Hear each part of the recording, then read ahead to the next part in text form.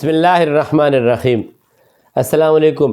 نن زمونږ موضوع د هغه زنانو د پاره ده چې د کومو زنانو بچی کیږي خو مړه کیږي، چونکې په دې باندې موږ سره ډیر زیات خلکو میسیجز په واتساپ باندې وکړو. دا زه تاسو ته وایم دا یاد ساتئ، دا مخکې کزن میریجز چې کوم جوخته رشته دارۍ وي په هغې کې به دا مسلې وي او د هغې علامات به ده چې د کومو زنانو بچي مړه کیږي. نو د دې لومبۍ وجه دا وي چې داسې زنانو ته غصه ډېره زیاته وردي، چړچړاپن یې هم ډېر زیات وي، خوب هم صحیح نه وردي، د معدې تکلیف هم داسې زنانو ته عموما زیات وي، خېټه کې هلکه تو یا درد هم راځي، د خپو تلي هم سوځي، تشي امتیاز یې هم سوځي او خوب هم ورته صحیح نه وردي او په وړه وړه خبره باندې خفه کیږي.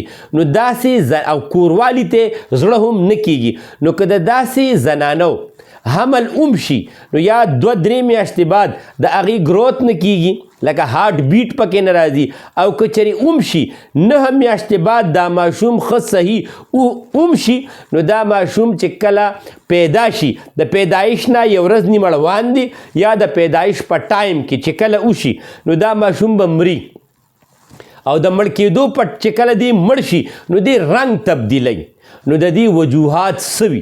چونکې دا بیماری انتهایی زیاته شوې ده، تقریبا اوورال دنیا کې دا ډېره زیاته ده، یوازې پاکستان کې نه، ځکه چې موږ سره د ټولې دنیا نه خلک رابطې کوي. دا درته زه په دې وجه باندې ویم او د دې غټه وجه دا وي دا عموما هغه زنانو ته کیږي چې د کومو زنانو په خوراک کې د مرچکي استعمال، چټپټي، تلی ہوئی، برگر، فاسٹ فوڈ، دا کافی، ډیکلوفینک سوډیم یا ډیکلوفینک پوټاشیم د دردونو دپاره چې کوم دوایانې استعمالیږي یا عام حالت کې سټیرایډ استعمالی، نو دا عموما داسې زنانو ته کیږي او نو داسې زنانو دغه علامات وي. ځینې پکې داسې هم وي چې د هغې ماهواري ډېره زر زر راځي. نو دې له ښه څیزونه کوم ښه وي دا یاد ساتئ.